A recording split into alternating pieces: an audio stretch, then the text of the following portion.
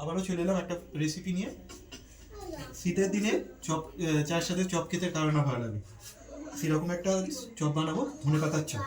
সেই জন্য ধনেপাতা নিয়ে নিয়েছি, বেছে ধুয়ে রেখেছি। এবার বেসন দিয়ে মেখে নেব। দিয়ে দেবো বেসন,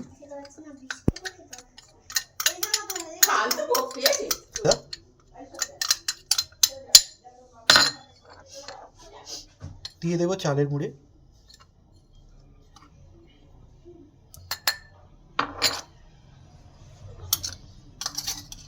একটু লঙ্কা কুচি,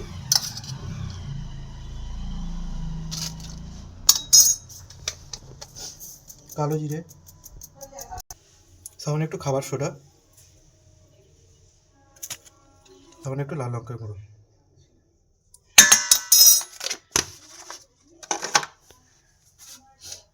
এবার সব ভালো করে মিশিয়ে নেবো।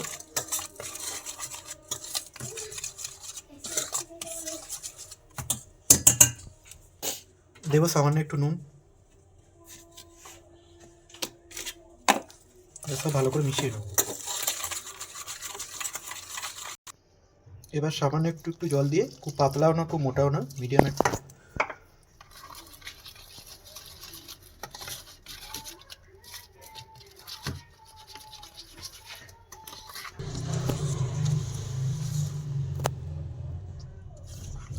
দেখো বন্ধুরা, ঠিক এরমভাবে মেখে নিয়েছি, খুব পাতলাও না খুব ঘনও না, এভাবে মেখে নিয়েছি। এবার তেলটা গরম বসিয়ে দেবো।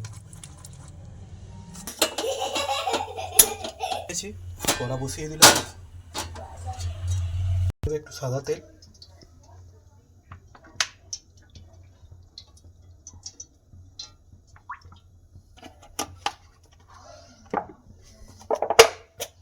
সরষের তেল। আমি দু রকম তেলে করলাম। তেল এখানে গরম হয়ে গেছে, একটু কমিয়ে এবার ধনে পাতা এগুলো আমি গোটা গোটা একটু বেসনের মধ্যে চুবিয়ে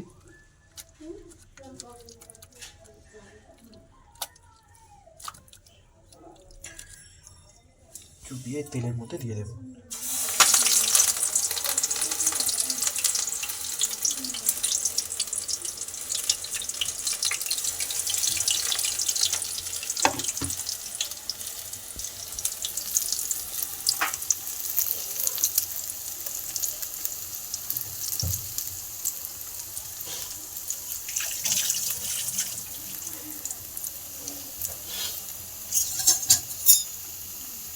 ভালো করে এটা ভেজে নিতে হবে লাল লাল করে।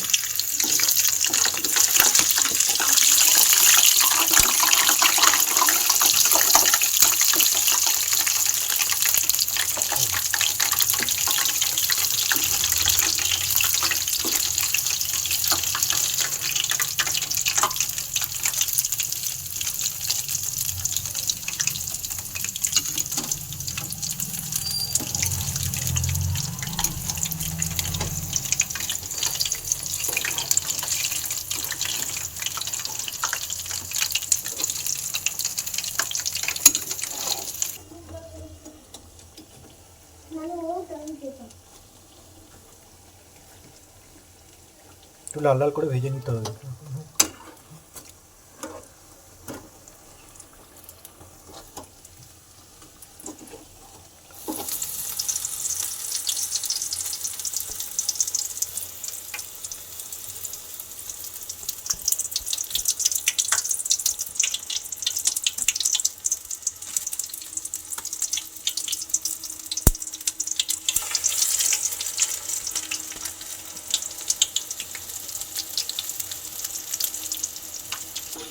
এই দুটো হয়ে গেছে,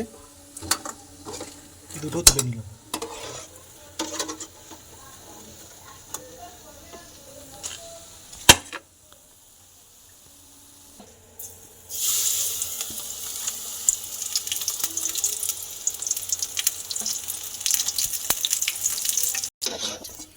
এটাও হয়ে গেছে, নামিয়ে নিলাম।